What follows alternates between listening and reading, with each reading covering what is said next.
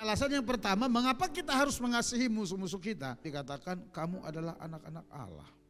Ayat 45 berkata, karena dengan demikianlah kamu menjadi anak-anak Bapamu yang di sorga, yang menerbitkan matahari bagi orang yang jahat dan orang yang baik, dan yang menurunkan hujan bagi orang yang benar dan orang yang tidak benar.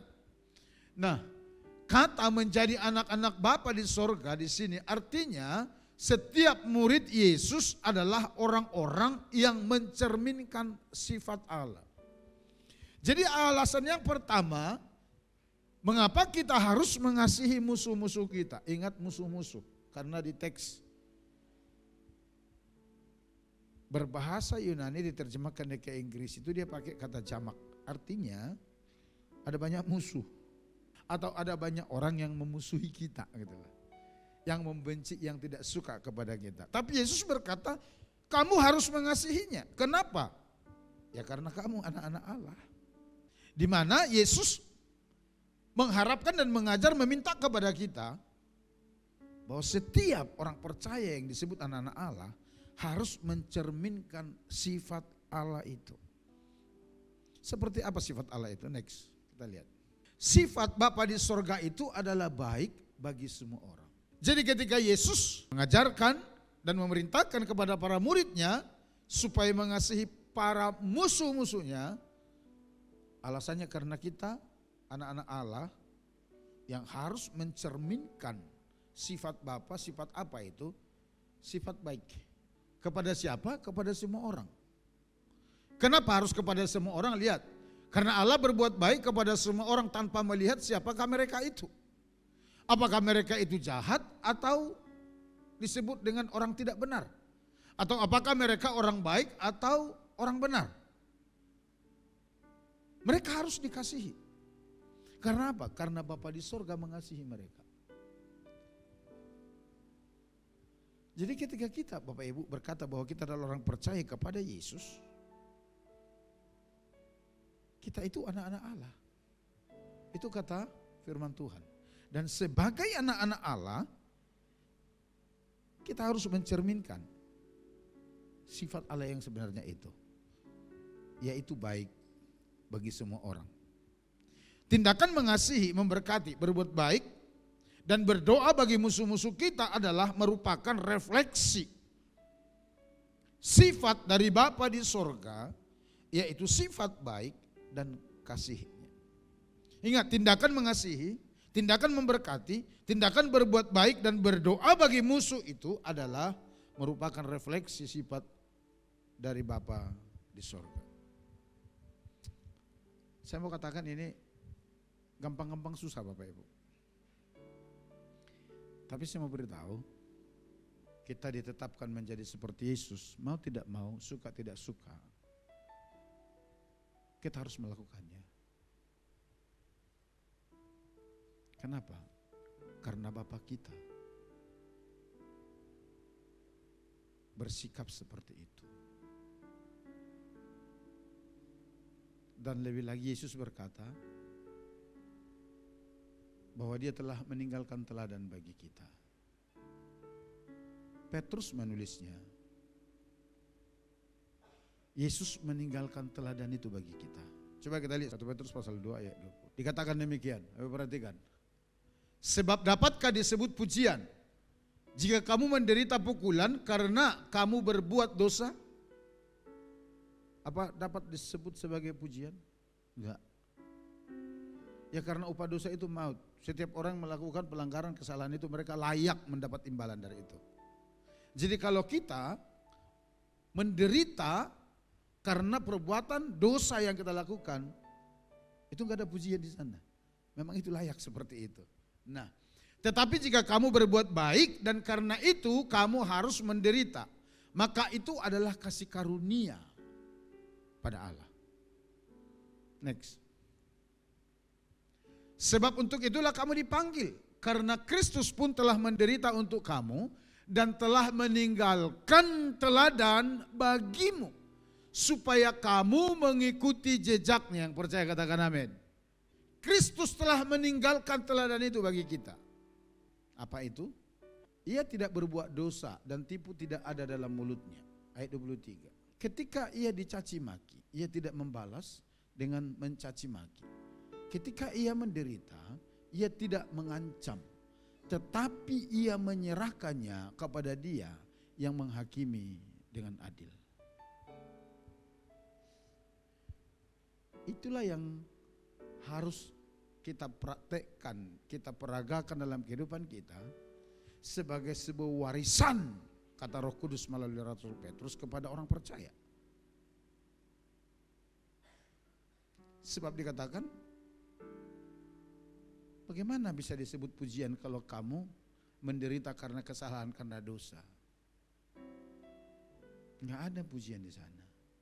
Tapi kalau kamu menderita karena kamu melakukan kebaikan, kalau kamu menderita karena kamu melakukan perintah Tuhan, dikatakan itu adalah kasih karunia.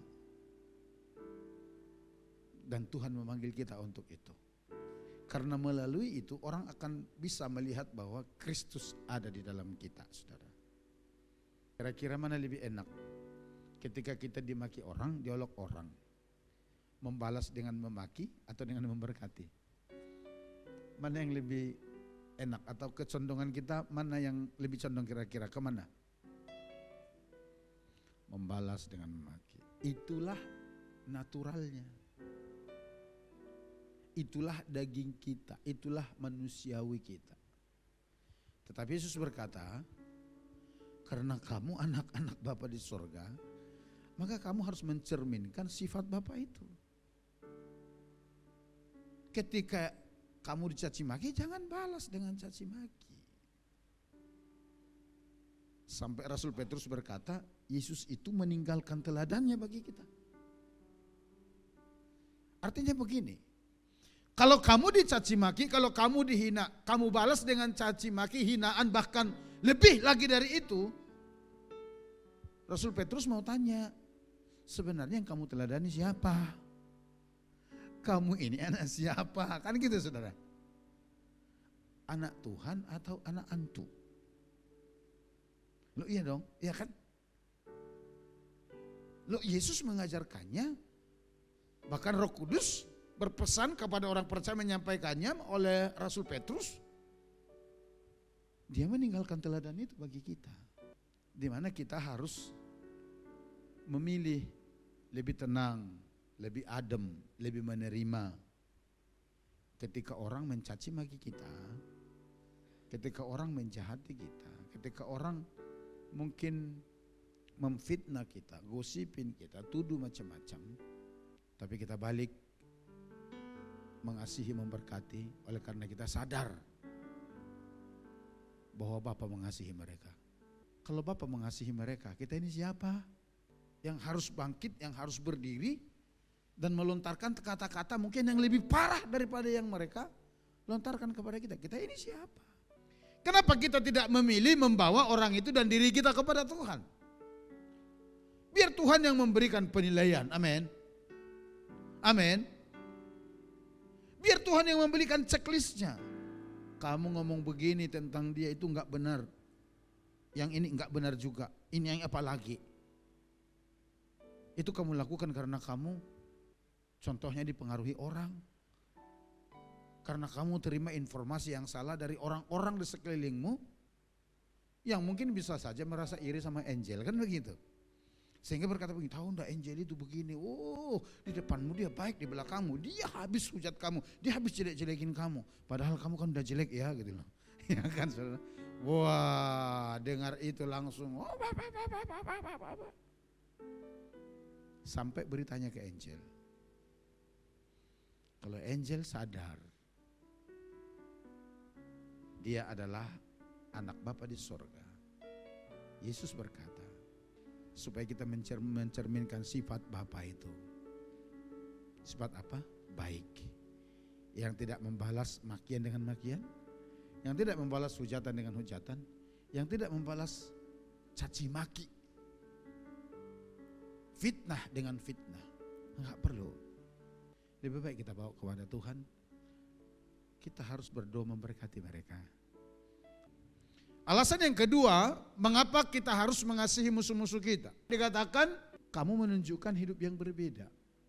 Sebagai anak-anak Bapa di sorga, kita harus menunjukkan gaya hidup yang berbeda. Nah, di dalam ayat 46 dikatakan, apabila kamu mengasihi orang yang mengasihi kamu, apakah upahmu? Bukankah pemungut cukai juga berbuat demikian? Ayat 47. Dan apabila kamu hanya memberi salam kepada saudara-saudaramu saja, apakah lebihnya daripada perbuatan orang lain? Bukankah orang yang tidak mengenal Allah pun berbuat demikian? Amin. Next. Jika kamu atau jika kita mengasihi orang yang mengasihi kita, apakah upah kita? Enggak ada, saudara. Nah, kamu memberi salam hanya kepada saudara-saudaramu. Apa lebihnya? Kalau saudara hanya bisa memberi kebaikan kepada yang baik kepada saudara, Yesus berkata, apa lebihnya dibanding orang lain? Karena 2 minggu lalu kita sudah belajar. Kalau kita mengasihi seseorang, gak usah dipaksa, kasih itu dengan sendirinya mengalir dalam diri kita. Kita begitu mudah mengasihi mereka, ya kan? Tapi kalau disuruh mengasihi orang yang membenci kita, waduh saudara, itu pergumulan itu saudara.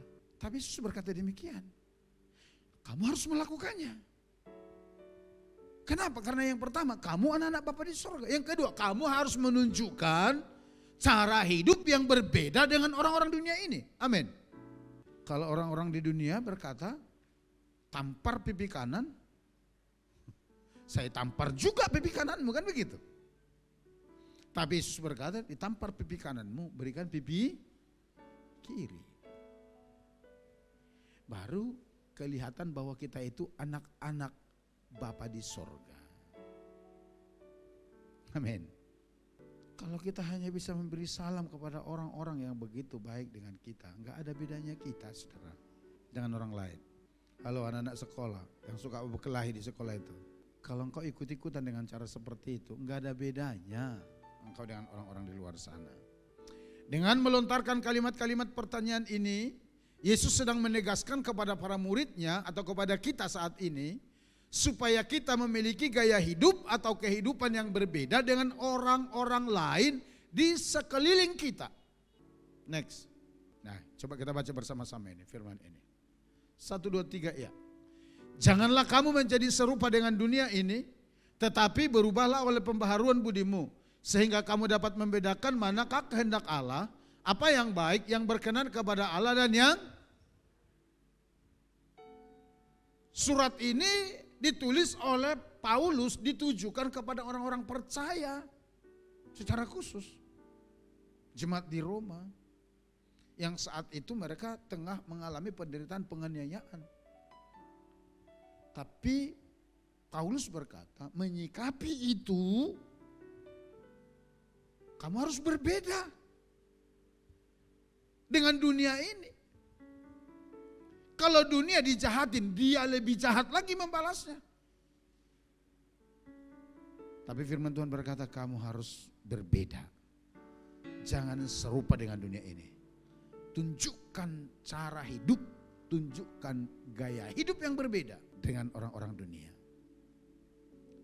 Kalau kita memiliki sikap hati seperti itu, next slide, kasih karunia Roh Kudus akan memberi kemampuan kepada para murid Yesus atau kepada kita untuk bersikap dan bertindak yang berbeda terhadap musuh-musuh kita.